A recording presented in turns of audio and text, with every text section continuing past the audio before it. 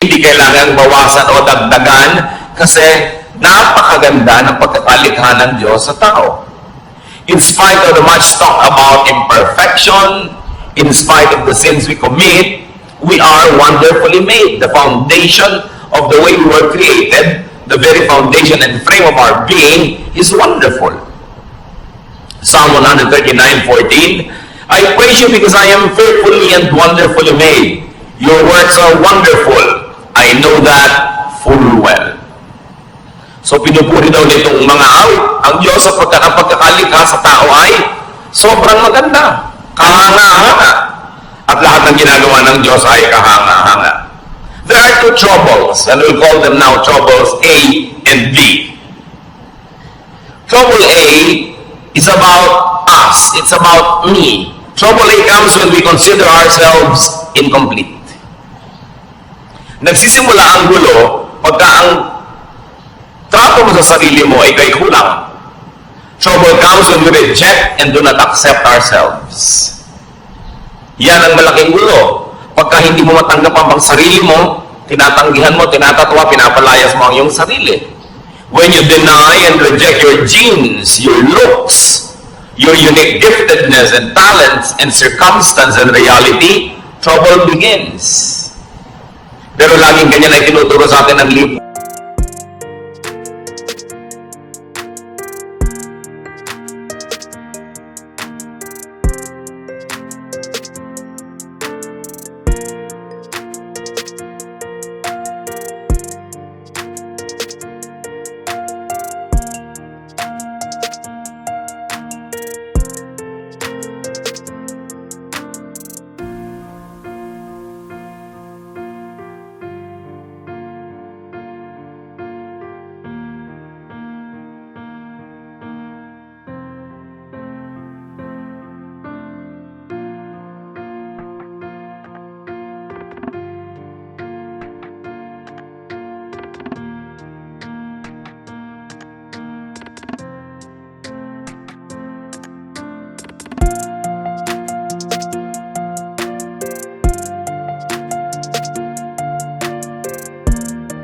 Una, maging ng relihiyon.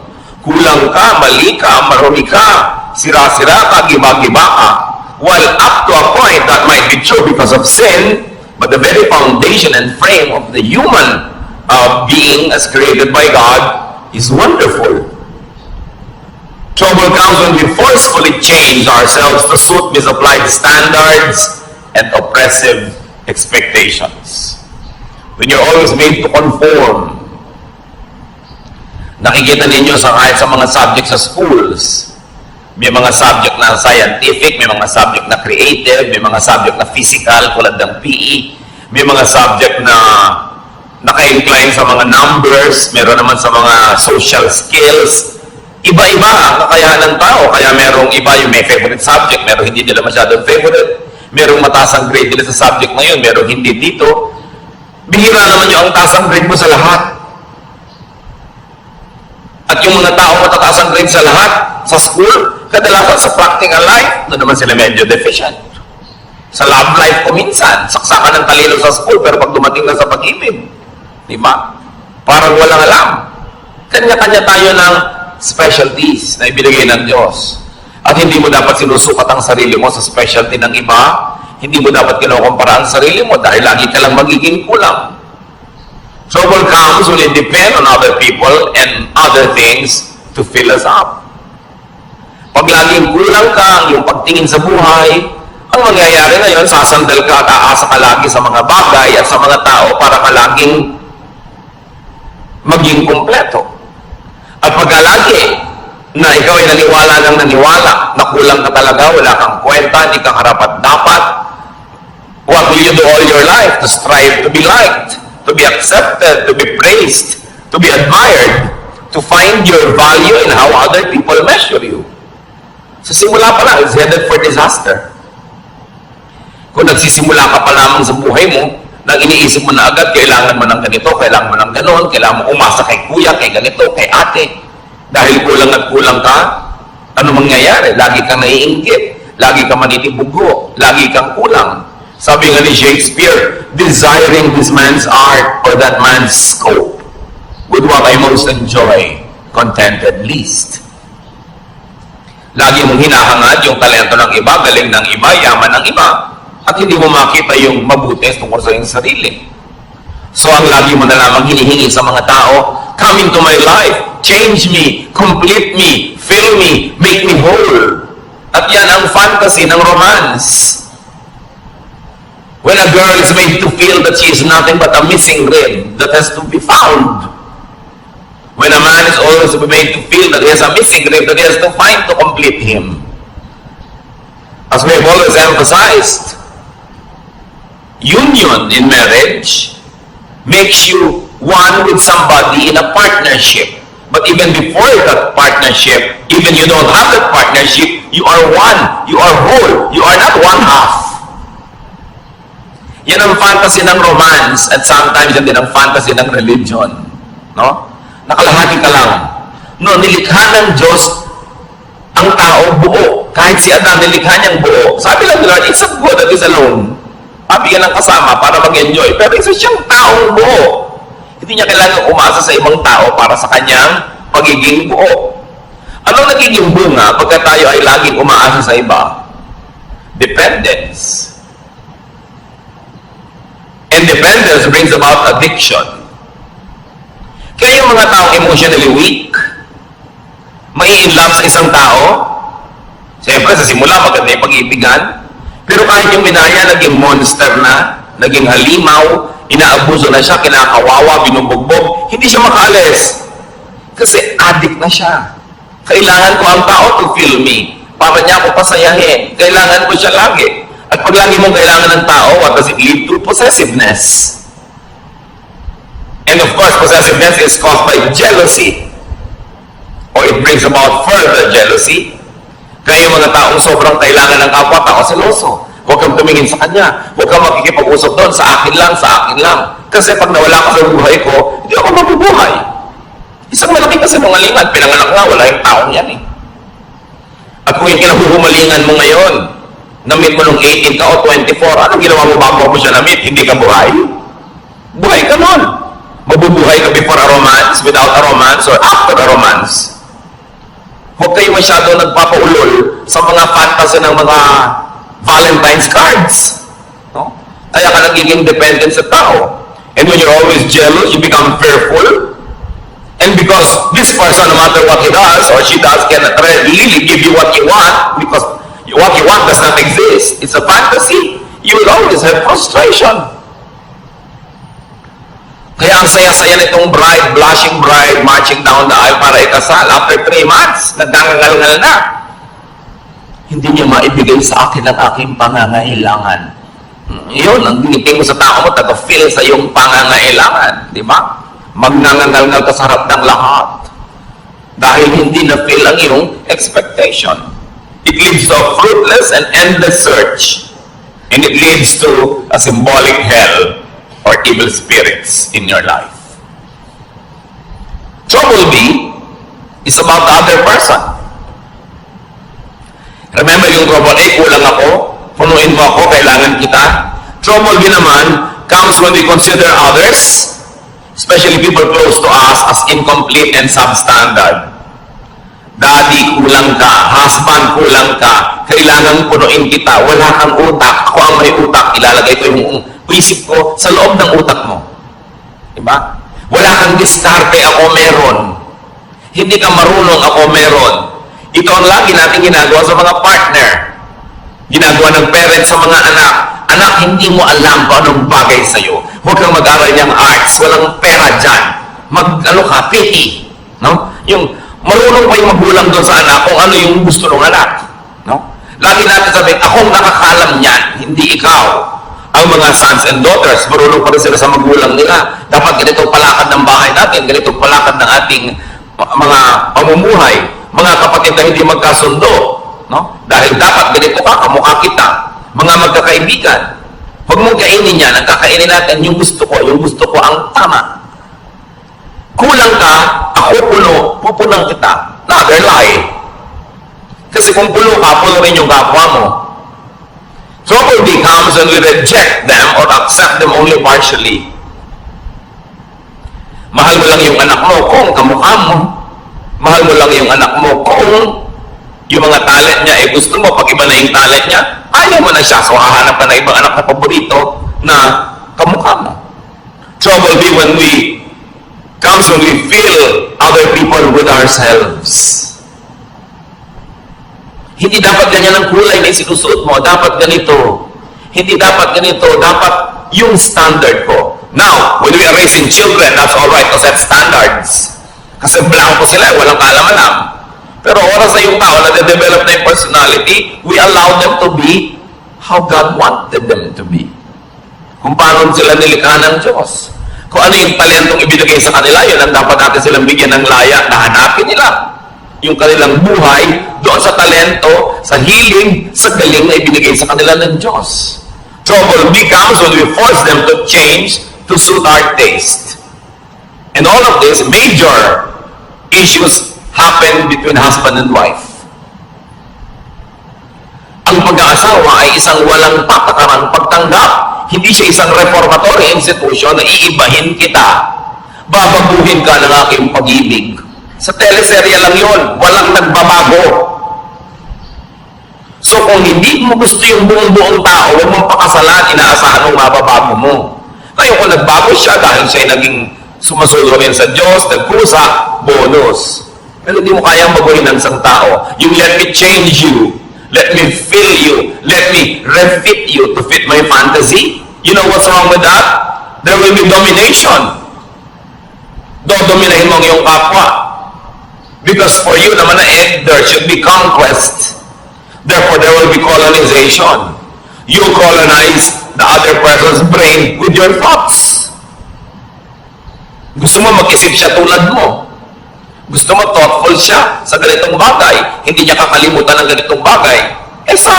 Hindi siya maalalahanin. Although it's not an excuse, pero generally speaking, di ba, mas mahilig yung mga babae makaalala ng mga anniversary, mga birthday, pati sa iksi na mga relasyon ngayon, mansari na lang eh. Kasi baka hindi na makaabot ng anniversary na isang taon. Weeksary, no? Baka mamaya may arsary pa. So, mas particular talaga yung mga babaeng maalalahanin. Lagi nilang gusto maalala yan ni husband. Although, mag-effort naman yung mga husband maalala. Pero dapat mong tanggapin na iba ako, iba siya. Maalalahanin ako siya, hindi. Pero may iba siya katangian. Pag gusto mong baguhin ang kapwa mo para maging kamukha mo, kamutin lahat ng kati mo sa buhay kung saan siya makati, di ba gagamitin mo lang siya, hindi mo siya tinatanggap bilang tao. And this is the problem in marriage. Because the moment you try to dominate another person, natural instincts will surface. There will be resistance, rejection. There will even be subversion. Lagi gusto mo, ganito siyang oras umuwi. Laging ginagabihan, talaga lang to subvert you para hindi ka makapanaig. Idine-defend kasi nung tao yung kanyang sariling pagkatao. There will be defense. And sometimes there will even be offense. Therefore, warfare. Hell again. Evil spirits plaguing your life. What is the way of Jesus to peace? Accept yourself. Great peace follows when we accept ourselves. It does not mean that we will not improve ourselves. It does not mean that we will allow ourselves and tolerate ourselves to be sinful and to be wrong and to be substandard. But you begin everything by accepting yourself. We become more comfortable with ourselves in relation to others. Kasi buo ako, buo siya. Dapat ganun yung dynamics ng relasyon.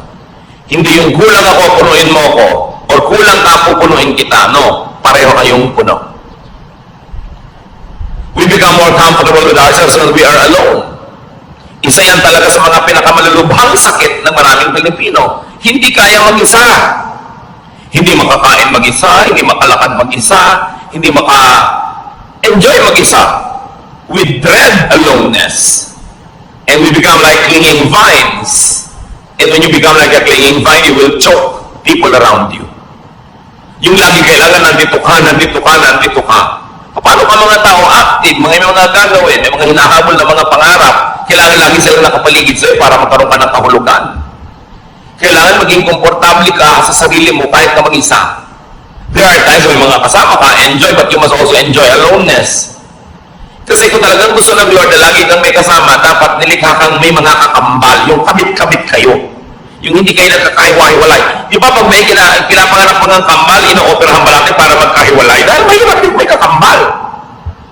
Eh ngayon, kung may kakambal ka emotionally, hindi ka na inom ng masarap na inumin kung hindi mo kasalo sa isang straw ang kung sino man. Di ba, miserable ka nun. At gagawin mo rin yung tao miserable dahil lagi mo siya nahanapin, nandiyan ka, kasi iinom na ako. Kailangan matuto rin tayo ng healthful aloneness. But when you cannot accept your own self to be your own companion, how can you be a companion to others? Kailangan yun ang sanayin natin. Walang mga tao ngayon, I will enjoy this alone. Kasi yung paghahanap ng kasama ko minsan ng malaking kapahamakan, kahit sino na lang tuloy na pwedeng sumama, isasama, para huwag lang mag-isa.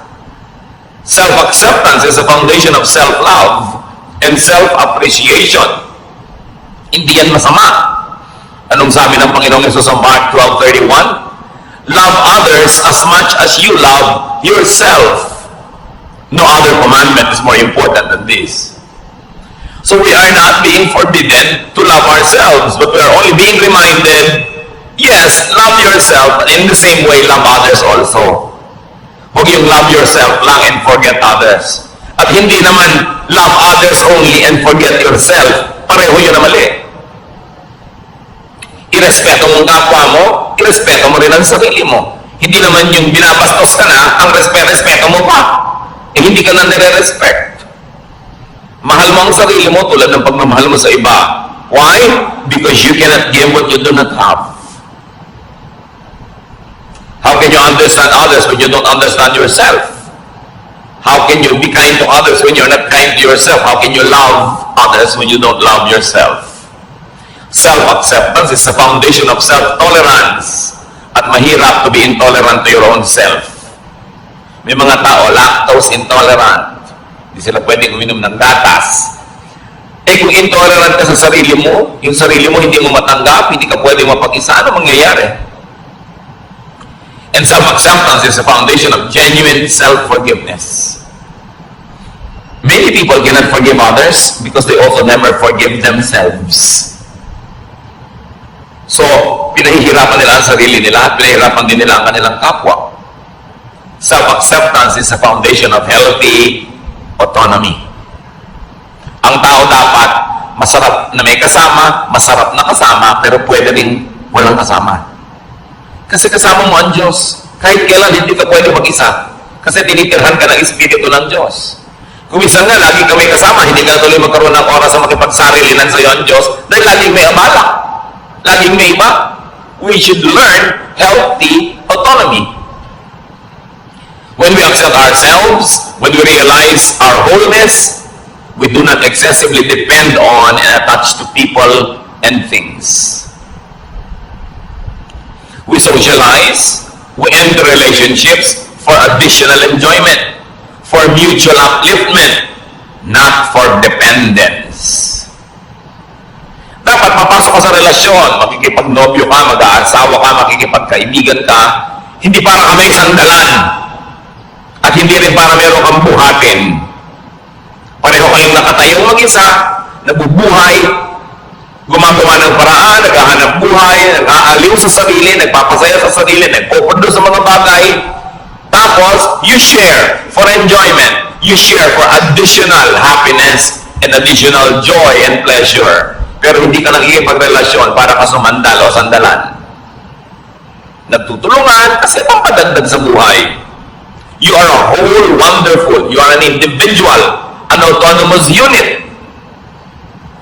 Kita ninyo, bakit sabi nila marami daw ng mga Pilipino nag-enjoy ng close family ties? Bakit daw ang mga communities natin close ang ating mga relationship? Poverty forces us to be close. Siyempre, kailangan mo makisama sa kapitbahay mo dahil pagka nanganganak yung asawa mo sa madaling araw, makikisakay ka sa tricycle ni Mang Tomas. So pagka nagiging si Mang Tomas, tulungan mo siya, ang ganda ng samahan nyo. Pero subukan mo lahat kayo, may kanya-kanyang tricycle. Ano ka pa rin kaya ka nice? Nakikisama ka sa neighbor mo, nagpapadala ka ng ulam pag nagluto ka, para pag nagluto din siya, mapadala ka. Pero kung lahat kayo, bumabaha sa pagkain sa inyong mga kusina, will you still be that close? Close sa mga magkakamag-anak, magmano ka sa tiya, mangupo ka. Kasi makikitira ka sa kanya pag nag-aaral ka ng college. Pero kung may kanya-kanya kayong bahay, ganun pa rin kaya ka nice? Dapat ganun pa rin nice or better. Doon mo lang malalaman na nice ka talaga. Kasi nice ka, hindi dahil lang umaasa ka o sasandal o may kailangan ka sa kanya. Kaya tingnan nyo nangyayari sa mga komunidad na yumayaman at umuunlad, nababawasan yung pakikipagkapit-bahayan, which is negative. Dapat hindi ganon. Kaya si Aling Junisha ayaw tumira sa Forbes Park. Ang tataas daw ng mga pader, wala daw kapit-bahay. Siyempre kasi hindi mo nang kailangan ng neighbor mo, may kotse ka, may pangangailangan ka, may sarili kang gym, may sarili kang ganito, may mga katulong ka. You don't need to be nice to your neighbors. But poverty requires you to be nice. Poverty makes people stick to each other. Now, translate that to emotional poverty. When you're emotionally poor, you always want people around, you will cling because you need and you want help.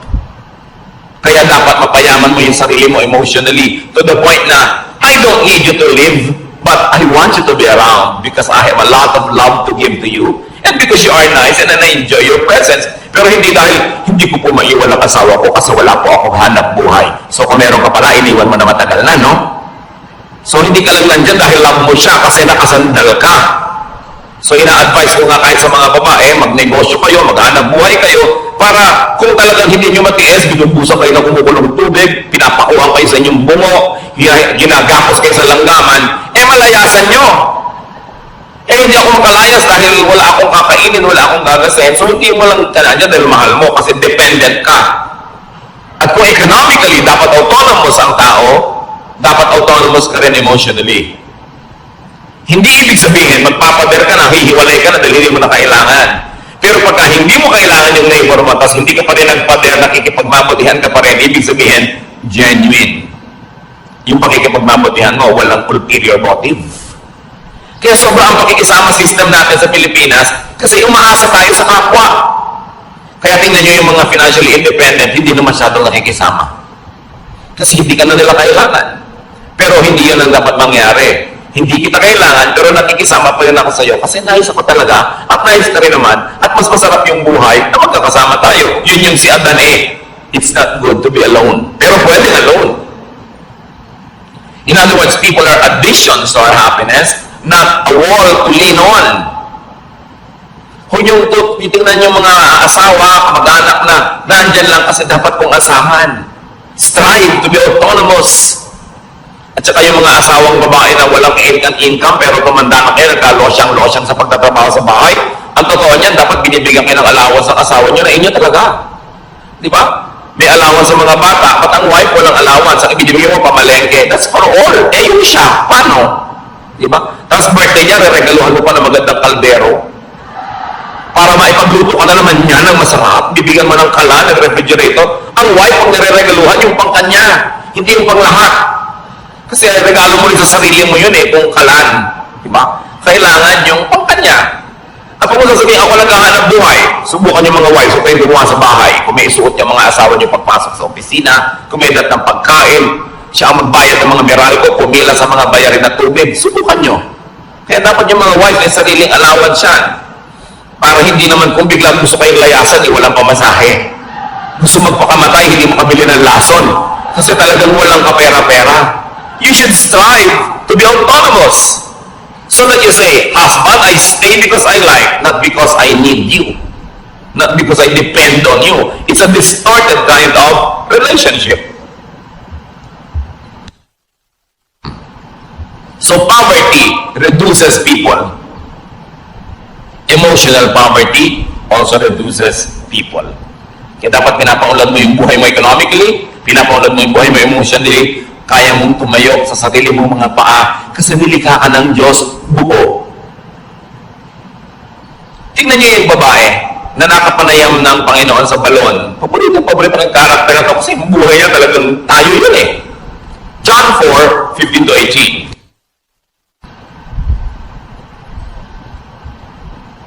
Matapos makausap ng Panginoon ng babaeng ito, sinabi ni Lord, alam mo, kung hihingi ka lang sa akin ng living water, bibigay ko sa iyo, hindi ka na mauuhaw pa. The woman said to him, Sir, give me this living water so that I won't get thirsty and have to keep coming here to draw water. He told her, go call your husband and come back. I have no husband. She replied. Jesus said to her, you are right when you say you have no husband. The fact is, you have had 5 husbands, and the man you now have is not your husband. What you have said is quite true. Bakit inungkat ng Panginoon yung tungkol dito sa mga lalaki sa buhay ng babaeng ito? Kasi sabi ng babae, bigyan niyo po ako ng living water. Yung hindi na ako mauuhaw uli. I want this living water, so I want him to be thirsty again. So the Lord had to tell her what she did not need. The point Jesus was making, the woman had been deceived into believing that she was incomplete and that she needed men to complete her. Sabi niya, gusto mo maging complete? O, tanggalin muna natin yung mga abala sa utak mo. Tawagin mo yung asawa mo. Yung wala pa ako asawa. Tama pa. Kasi yung 5 lalaki nagdala sa buhay mo, hindi mo mga asawa. At yung lalaki niya yung nasa buhay mo, hindi mo rin asawa. Bakit ang dami mong lalaki sa buhay? Kasi akala mo, hindi ka mabubuhay ng walang lalaki. Kaya nakaka-anim ka na. 30 years from now, siguro magiging 4 na po na yan. Hanggang kaya siguro ng naturalesa mo, dadami pa yan ang dadami, hanggang magkalasog-lasog ka na. Tapos mamamatay ka na lang, hindi mo pa nakita yung hinahanap mo. Kasi akala mo, makikita mo sa romance. Sabi niya, ang tunay na kailangan mo, nasa kalooban mo lang, kailangan mo ma-discover. Dahil yung tubig na yun, nasa loob mo, bukal. Tanggalin mo yung bara para bumalong, lumabas yung tubig. At hindi ka na makuha kahit kailan. Huwag kang umigid kung kanitinong balon, sumalok kung saan sa ilog. Kasi lagi ka lang mauuhaw. Because you think that you need people to fill you, it leads to addiction. And it becomes hell. Iba-iba lang tayo ng mga addiction. Yung iba, ang addiction nila, bag. Umaako na yung bahay nila, wala ka na matulugan sa dami ng bag ni misis. No? Hindi na sila makapamili ng masarap na pagkain dahil puro bag. Kung pwede lang sanang isigang, iihaw, ilagay ang mga bag na yan. Busog pati kapitbahay. Iba-iba lang. Si Mr. naman, kung minsan ang addiction, kung barel o belt o pomada, no? Kung ano man yun. Kanya-kanya tayo ng mga addiction. There's a sense of incompleteness. An addiction to things and to props and to money. Luke 12:15, then he said to them, watch out. Be on your guard against all kinds of greed. Life does not consist in an abundance of possessions. Alam niyo, ang buhay, hindi yan pinupuno ng mga ari-arian. At yung possessions na yan, bagay man o tao, tulad ng babae na ito, nakaka-anim na ng asawa. Sabi, hindi yan ang buhay. People get deceived that they need many things to be whole. Kaya may mga kolekta ng kolekta. Pag tumanda naman, hindi malaman kung ano ipapamana. Kaya kailangan branded signature accessories. Kailangan expensive bag and shoes. Estudyante, wala pang trabaho. Ang gusto pa yung cellphone, yung ang mahal-mahal. Yung may lumalabas na bread toaster. Anak, wala ka pang kita. Ang yabang-yabang mo na. Kasi yung kayabangan mo, mga estudyante rin tulad mong wala rin kita. Ba't mo kailangan yan? Para ka sikat? Marami mga tao, kailangan mo nila bahay. Kailangan ganda-gandang bahay. Napunta na sa bahay lahat ang kinita. Wala nang pinutang iba o kotse. O kung minsan naman, hindi ka masaya sa height mo, talaga namang kahit na madapa ka na, high heels. Kulang pa yung heels doon sa takong, kailangan lagi pa na mag-heels sa toes, eh talaga nakatungtong ka na, halos sa isang hollow blocks. Hindi ka na makalakad. Yung iba talaga hindi kontento sa ilong nila, kailangang taasan, kailangang kitiran, kailangang bawasan ng panga, kailangang bawasan ng baba, kailangang liitan ng mata, etc. etc. Laging kulang. Sign that you don't accept yourself. Ay, hindi naman masama yung up to a point, a little improvement here and there. Pwede nanganib na yung buhay mo at namatay ka na sa operating table dahil bina-vacuum ang mga body parts mo. Parang dangerous na yun. Ano sabi niya sa 1 Peter 3:3-4? Don't spend on things like fancy hairdos or gold jewelry or expensive clothes to make you look beautiful. Kita nyo yung look. Actually, hindi ka beautiful. You only look beautiful. Sabi niya, be beautiful in your heart by being gentle and quiet. This kind of beauty will last, and God considers it very special. Huwag nyo namang lihim tanggalin yung mga baon-baon yung hikaw. Hindi man masamang maglagay, pero sabi, huwag nyong iasa ang kagandahan nyo dyan sa mga yan. Kayo, maganda na yung character nyo, meron pa kayong konting pampa-enhance, nice. Pero kung nagiging bitsa na ng inyong buhay, ang hirap-hirap magbayad at hulugan, titigilan nyo ang mga kahangalan na yan. Sa ganon, alam niyo ang tunay na magandang babae, sabi yung mabini, yung banayad at tahimik. So anong tawag sa mga madadaldal at maingay na babae? Bahala kayo. Di ba? Sabi ang kagandahan niya nandyan, yung matinig ang loob, matibay ang loob, maganda ang kalooban. Yan ang gandang pinapahalagahan ng Diyos at yan ang gandang hindi kumukupas, hindi na-snatch, hindi nananakaw at hindi huhunugan sa Bombay. Sabi, kailangan ganyan ang tinitingnan mong beauty. Templadong katahimikan. 1 Timothy 6:8-10. So we should be satisfied just to have food and clothes. If it's men, we should be satisfied with basic things. People who want to be rich fall into all sorts of temptations and traps. Yung rich, pwede yung palitan ng people who want to be beautiful or sexy or fairy white, o kaya people who want to be tan. Lahat ng gusto niyong palitan sa inyong sarili fall into all sorts of temptations and traps. They are caught by foolish and harmful desires that drag them down and destroy them. The love of money, you might say the love of other props, the love of cosmetic surgery, causes all kinds of trouble. Some people want money so much that they have given up their faith and caused themselves a lot of pain.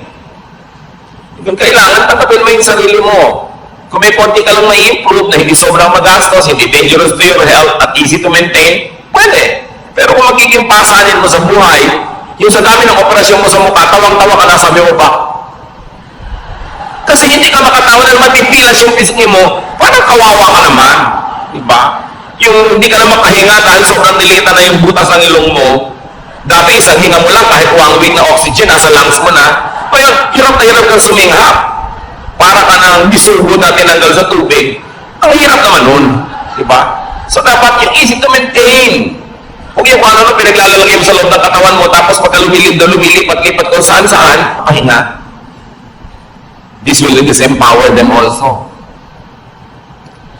Kaya yung mga hindi makakain habang wala yung husband, bakit dala ba niya ang lalamunan mo? Diba? Yung, ano yan blackmail para umuwi ka sa oras. Which is good, nag-asawa ka rin lang, uwi mo na maaga para sabay kayo, pero hindi naman yung talagang nakaabang doon at may kandila pa to make you feel guilty dahil wala ka pa. Paano kung talagang wala ka pa? May kailangan kang gawin. Minsan yan, mga blackmail na lang no?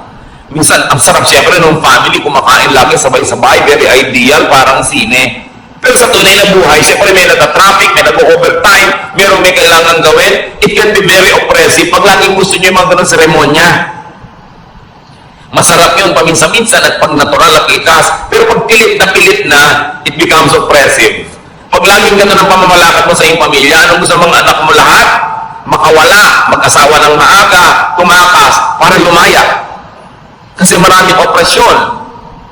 So, parents, spouses, do not drill into people's minds that they are incomplete, that they are defective or unfit, or ugly or poor. Alam niyo kung sino gumagawa nun? Advertising. Hindi dapat ginagawa yun ng magulang. Kulang ka, kailangan mo itong produkto namin. Yung mga magulang, ganito lang ang grade mo, ganyan lang ang grade mo.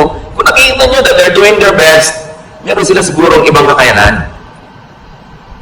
Huwag silang paghanapan ng wala sa kanila. So, to have peace, accept others. Romans 15:7, accept one another just as Christ accepted you.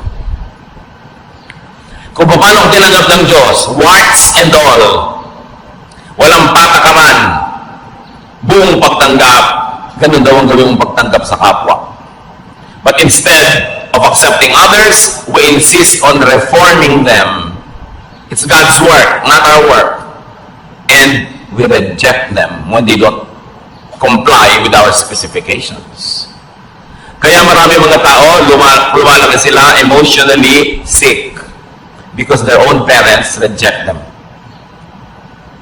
They are compared with another sister or a cousin or a classmate or a neighbor, and they feel rejected.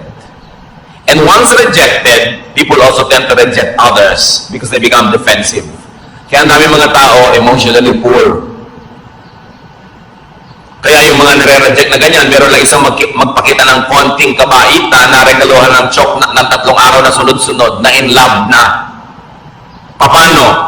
Uhaw na uhaw sa acceptance. Bakit yung maraming mga anak na uhumaling sa mga kabarkada? Because they are accepted. Madalas naman kasi yung basis ng acceptance nila, mali, no? Kahit ano na lang. Mas baliw ka nga, mas accepted ka, mas sikat ka. That's a wrong kind of acceptance. But nevertheless, what does it tell us? Our kids want to be accepted. Kaya ayaw umuwi.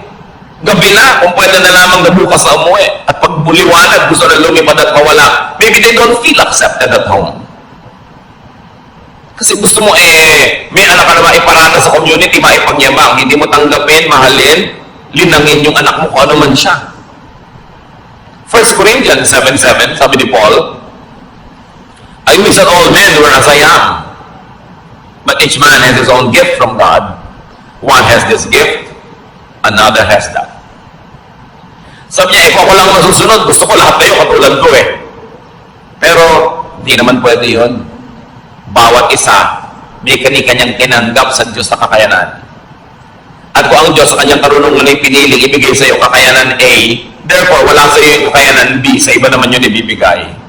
Pero pag hinahanap mo yung B kay A, ang gulo ng mundo. The tendency is for us to want to make all others conform to our mold. Kaya marami mga asawa, iniiwan ng asawa nila kasi hindi nila tinatanggap yung asawa nila kung ano man yung asawa nila, laging gusto lang maiba. Ganun siya Accept individual and personal differences. At kung hindi ka masaya sa talent ng anak mo, ng asawa mo, ng kapatid mo, accept the other ableness. Lahat ng tao may abilidad, may ability. Kailangan lang tanggapin mo kung ano yung kanya. Huwag mong pilitin na yung anak mong ayaw mag-dentistry ay maging dentist tulad mo. Nagmana siya siguro sa ibang lolo, sa dinami-dami ng lolo at lola sa inyong genetic pool. Hindi naman laging sa'yo lang kukuha yan. Romans 14:1, accept him whose faith is weak without passing judgment on disputable matters. Here, sabi, accept religious differences. Accept spiritual differences. Not everybody is as mature as you. Not everybody has the same tendencies to apply a biblical verse the same way as you do. Sabi dito sa Romans 14:1, tanggapin niyo yung pagkakaiba-iba maging sa inyong spiritualidad. Hindi pwedeng uniform. Kasi iba-iba nga ang tao, iba-iba ang fingerprint.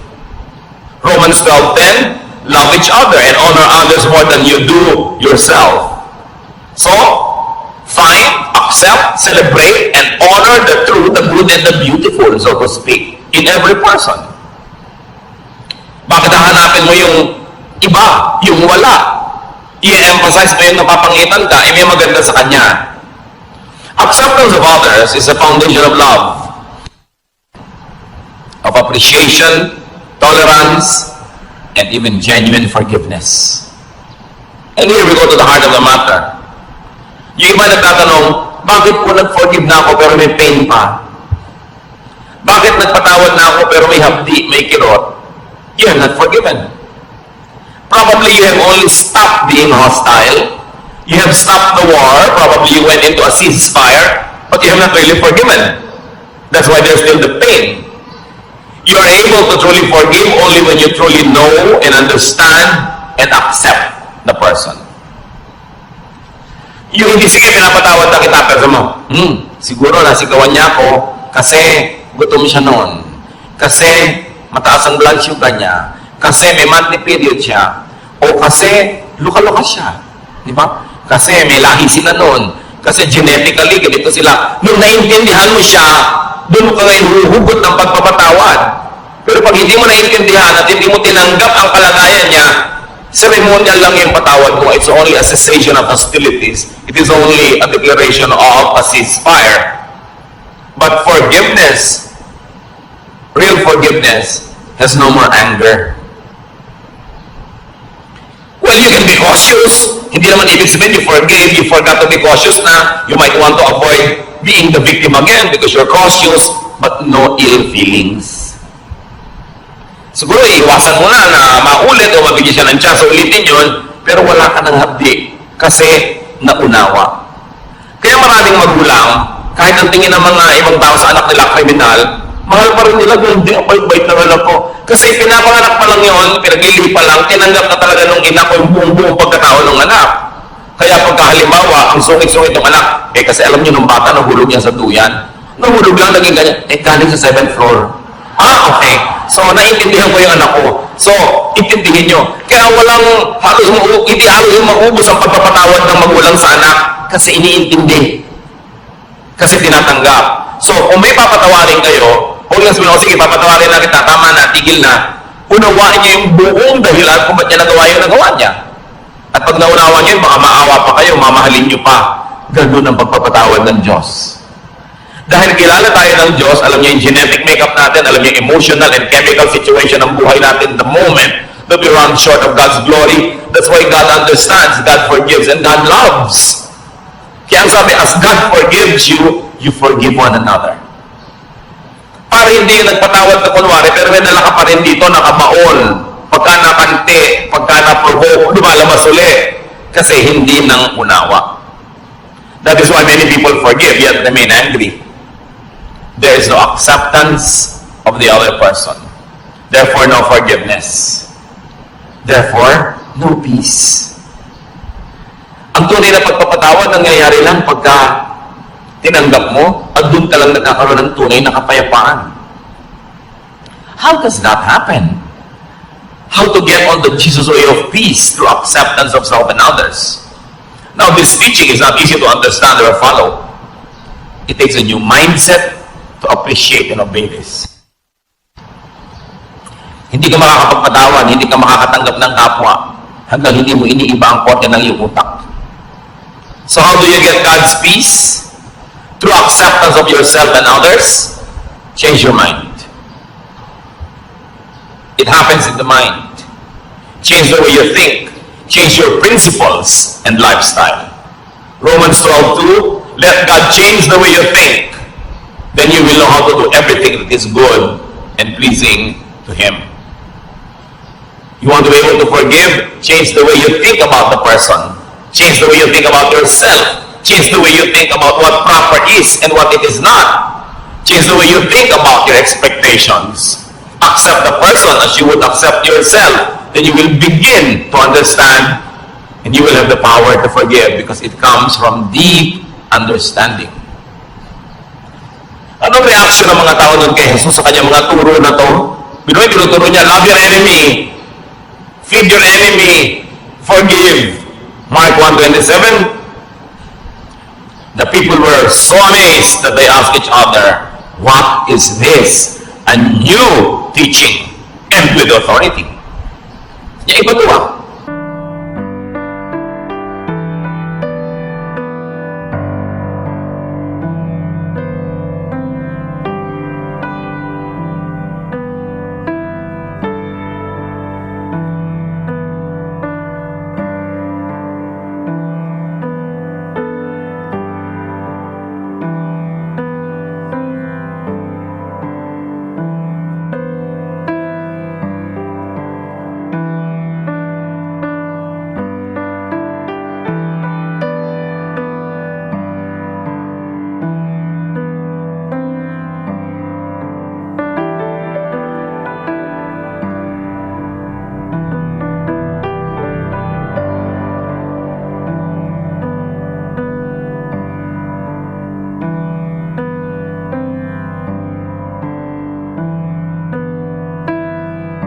To be a child again. One has to restart from the beginning to be reprogrammed. In a manner of speaking, one has to be born again. To rediscover, revive, and nourish God's reign in his or her heart. Kailangan madiscover mo uli yung sarili mo na, oo nga pala, ito sa kaloob-looban ko, ako'y isang buong tao. Nilikha sa wangis ng Diyos. Na ang Espiritu ng Diyos ay nananahan sa akin. Ba't kailangan kong humanap ng pag-ibig, ng pagmamahal, ng kasiyahan sa iba? Kailangan mo nang pumasok ako sa loob ko, I must travel into me, discover what God has placed there, nourish it, and let it sustain me. And when I'm already overflowing with love and kindness and goodness, because I've already known and accepted myself, and I know God is in me, then I will socialize with people, I will relate with people, because in that case, I will be full of kindness, not just full of wicked expectations. That I am full, and the other person is full, and I respect his fullness, and we're together to have a better life, because together we can make a beautiful world. But I will not intrude into and colonize this world to make it beautiful in my terms. Pag ganito lang yung asal, people will love to have you around. And you will love to be around people. So change your mind unto peace and restfulness. Matthew 11:28-30. Sabi ni Lord, come to me, all of you who are weary and burdened, and I'll give you rest. Pagod na kayo? Pagod na ang puso nyo? Pagod na kayo magalit? Pagod na kayo magsikap magpatawad? Pagod na kayo na matahimik ang buhay nyo? Pagod na kayo sa paghahanap ng mga pangarap nyong pag naabot nyo ay biglang naglalahong parang bula? You're tired of chasing rainbows? You're tired of repairing all the broken toys in your life which never get fixed? Come to me. I'll give you rest. Learn from me. For I am gentle and humble in heart, and you will find rest for your souls. So you don't learn from others. Don't learn from other isms and ideas and philosophies. Learn from me, for my yoke is easy and my burden is light. So paano malalaman kung galing kay Jesus? Magaan. Hindi mahirap sa loob. Kahit hirap yung katawan mo sa pagsunod, hindi hirap ang loob mo. Magaan. The kingdom of God is restful, easy, and light. So peace, restfulness equals heaven on earth. And it is in accepting yourself and others. Habang hindi mo tinatanggap ang anak mo, asawa mo, magulang mo, kapatid mo, lagi kayo magtutunggali. Lagi kayo magpo-contest. Mapuunahan kayo kung sinong masusunod, kung sinong mananalo, kung sinong mananaig. Stressful yan. Hindi ganyan ang buhay. When you accept yourself, you relax. You become less demanding and suffocating. And you become nicer and more open, more accepting. And when you accept others, you also relax. You become less intrusive, less judgmental and demanding. You become more forgiving. And they too relax. Everybody relaxes. Masaya ang buhay. Deep and real forgiveness comes from unconditional acceptance and understanding. Change your mind and this can happen. Kaya kung may problema sa asawa mo, may iniisip ka, hindi yun ang natutupad. May iniisip din siya, hindi yun ang natutupad. So, ba't di niya nalang palitan ang iniisip nyo? Kasi hindi niya naman kayang palitan yung asawa nyo. Hindi niya naman kayang palitan ang pagkatao niya. Palitan nyo na lang yung iniisip nyo, hindi sasaya kayo. Kaya ang sabi ng anghel, peace on whom God's favor rests. Kaya sinabi natin kanina, peace is not for everyone. Peace is not for the whole world. Well, it is efficient for all, or sufficient for all rather. It is efficient only for those who would appropriate it, those who would accept it and live by it.